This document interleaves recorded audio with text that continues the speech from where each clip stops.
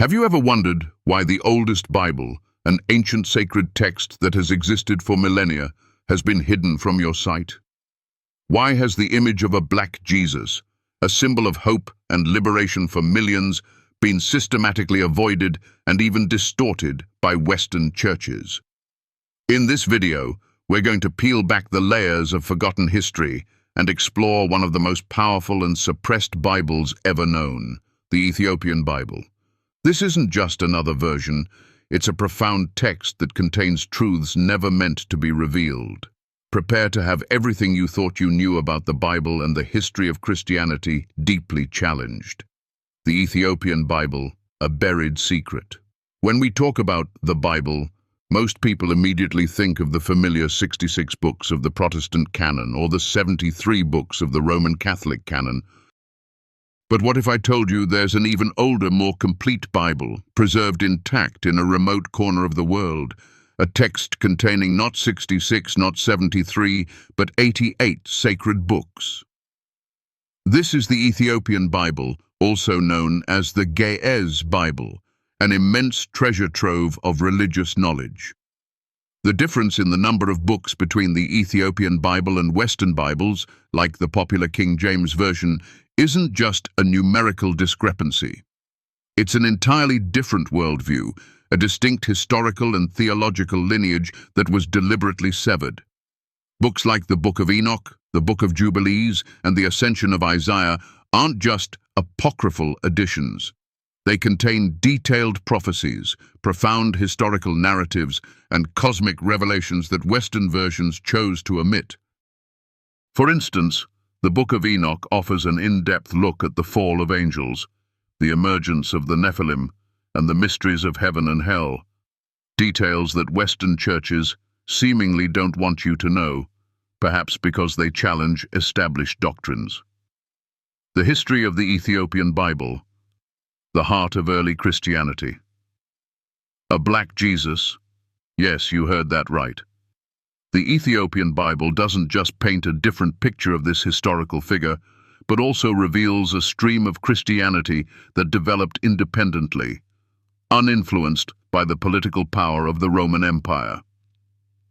The roots of Christianity in Ethiopia can be traced back to the 1st century AD, through the story of the Ethiopian eunuch baptized by Philip, Acts chapter 8, 26-40.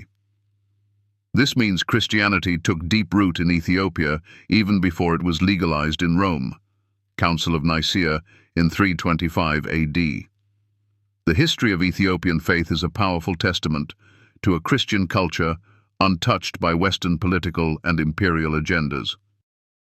While Western Christianity often had to adapt to emperors, dynasties, and political wars, Ethiopian Christianity flourished in independence, preserving its pristine nature. They weren't forced to alter texts or doctrines to fit an empire's agenda. The profound lesson here: authentic faith can thrive and develop strongly without the validation or interference of secular power. The significance of the Book of Enoch. Why was the Book of Enoch removed from the Western Bible? It holds things no one wanted you to know. This book isn't just about a figure briefly mentioned in Genesis. It details Enoch being led into the heavens, witnessing the universe's secrets, the fall of the angels, the watchers, and precise prophecies about the final judgment and the coming of the Messiah. The uniqueness of the Book of Enoch compared to other biblical texts lies in its expansive cosmic vision and specific future prophecies, including descriptions of the Great Flood and the end times. It provides deep insights into the origin of evil and the intervention of supernatural entities in human history. It's precisely these details, too bizarre or too revelatory, that likely made it a threat to Western churches attempting to establish a unified doctrine and control information. If people knew these cosmic secrets, would they still accept the interpretations of the clergy? This is a book with the power to change perceptions about the world and about God. Black Jesus, reality or historical revisionism? One of the most shocking aspects of the Ethiopian Bible for Western thought is the image of a black Jesus. While Western churches have propagated an image of a white Jesus with blue eyes and blonde hair for centuries, an image with no historical or geographical basis, in Ethiopian monasteries and churches, Jesus is depicted with a darker complexion, much like the people of ancient East Africa and the Middle East. Ancient Ethiopian frescoes, icons, and statues of Jesus, dating back hundreds of years, consistently portray a dark-skinned Christ. This stands in stark contrast to the white Jesus popularized after the European Renaissance, a historical revision with a clear purpose: to create a religious icon suitable for white supremacy. The image of a black Jesus isn't just an artistic difference. It's a powerful statement about historical truth and the true origins of Christianity, challenging the idea of racial exclusivity in faith. It affirms that the Bible isn't a solely Western story, but a global one with deep roots in Africa. The Ethiopian Bible's role in a spiritual revolution. Why were Western denominations afraid of the Ethiopian Bible? Because it tells a different story of power and faith, a story that doesn't center Europe. The existence of a more complete Bible, with omitted books and a different image of Jesus, directly threatened the established power structures and doctrines of Western churches. If these books were accepted, they would shake the foundations of many dogmas and force scholars to rewrite theological history. The Ethiopian Bible, in its unwavering preservation of ancient texts, despite suppression, has become a symbol of spiritual resistance. It represents a form of Christianity that didn't need validation from Rome or Canterbury, a faith that protected and developed itself for thousands of years. The differences in belief and approach to the Bible between Ethiopia and the West are not just academic.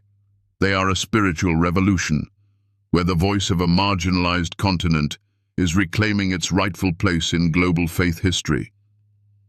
This is a call for us to re-examine what we've been taught and seek truth beyond the established frameworks. The Ark of the Covenant and the truth behind it. The Ethiopian Bible not only preserves omitted books, but also safeguards one of the most sacred and mysterious treasures mentioned in the Bible, the Ark of the Covenant. According to Ethiopian tradition, the Ark, containing the Ten Commandments, was brought to Ethiopia by Menelik I, the son of Queen Sheba and King Solomon. Today, the Ark is believed to be meticulously guarded at the Church of Our Lady Mary of Zion in Aksum, Ethiopia. The Ark's existence in Ethiopia isn't merely folklore, it's a core belief of the Ethiopian people, protected with the very lives of its monks. While Western Bibles end the Ark's story with its mysterious disappearance after the destruction of Solomon's temple, Ethiopian scripture and tradition provide a continuous narrative of its preservation and significance. This belief isn't just about a physical relic.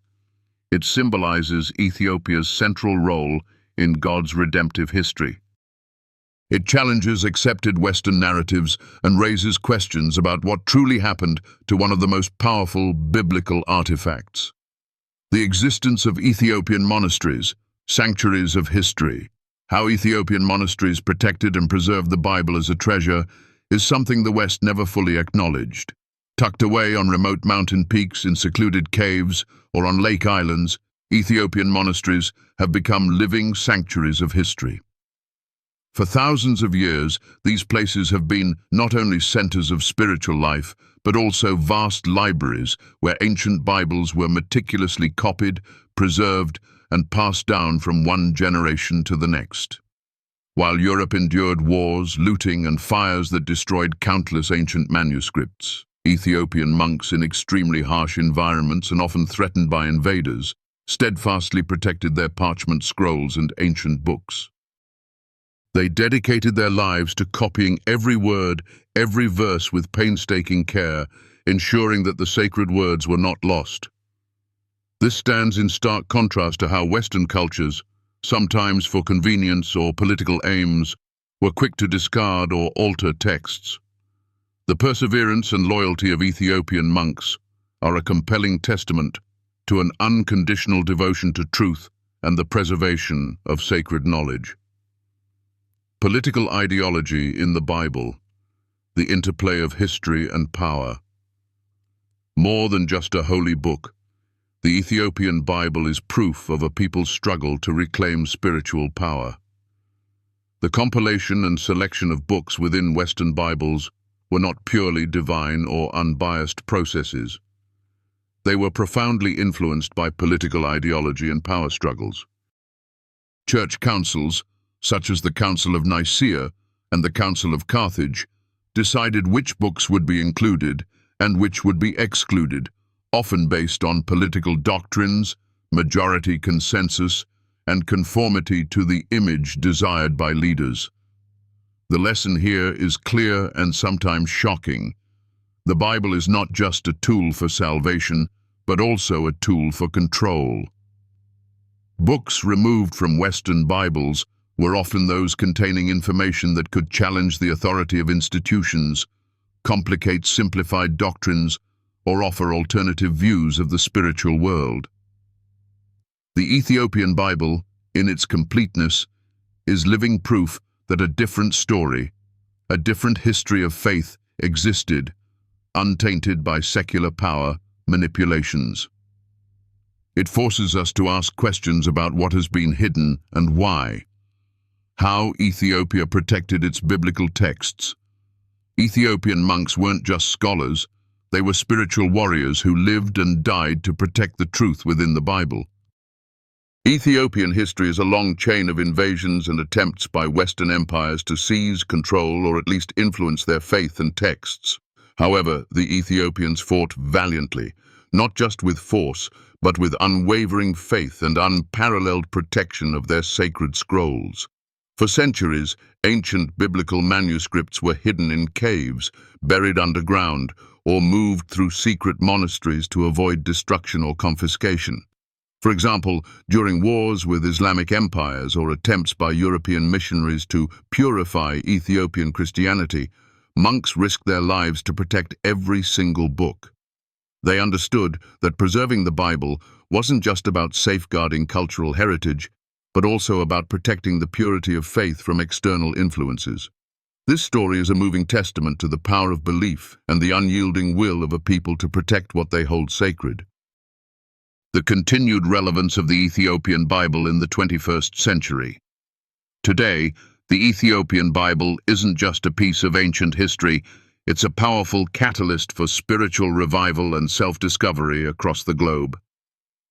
After centuries of being overlooked or dismissed by Western scholars and churches, a new wave of interest in the Ethiopian Bible is surging in the 21st century. Researchers, scholars, and truth-seekers are returning to the ancient gaze texts to find deeper insights. We're witnessing an increase in discussions at religious conferences, scholarly articles, and research programs focusing on Ethiopian texts. New translations of the Book of Enoch and the Book of Jubilees are being published, drawing the attention of millions. This resurgence isn't just an academic phenomenon, it's a spiritual movement, as people realize that to fully understand God's story, we need to look beyond what has been presented to us. This is an awakening, a reconnection with forgotten root values and teachings. The awakening of root values in the Ethiopian Bible. The teachings of the Ethiopian Bible can truly change how you perceive your faith. Books like Enoch and Jubilees, along with Ethiopian traditional interpretations, offer profound values and lessons directly applicable to modern life. They don't just speak of ancient history, but also of the nature of good and evil, personal responsibility, cosmic justice, and a more comprehensive view of humanity's role in God's plan. From gaining a clearer understanding of the fall of angels to recognizing the importance of purity of thought, the Ethiopian Bible invites us to delve deeper into our faith. It reminds us that faith isn't just about accepting a set of dogmas, but also a continuous journey of spiritual discovery and growth. The lesson here is deeply personal. Each individual can learn from the rich history and steadfast faith of their ancestors, especially those who have been forgotten. Reconnecting with these root values can bring powerful spiritual awakening and guidance for your life in a complex world. Challenges to critics of the Ethiopian Bible. Why does the West refuse to acknowledge the value of the Ethiopian Bible? This is a question without a complete answer, but it stands at the heart of modern academic and theological debate. Some Western scholars and churches still maintain a skeptical or dismissive attitude towards the Ethiopian Bible, labeling it as apocryphal or non-canonical. Reasons often cited include differences in textual origin, the uniqueness of translations, and theological details that don't align with established Western doctrine. However, this resistance is increasingly being challenged. As more scientific and archaeological research confirms the antiquity and reliability of Ethiopian texts, Western denial becomes harder to justify. Is it the conservatism of large religious institutions, fearing a loss of control over the biblical narrative?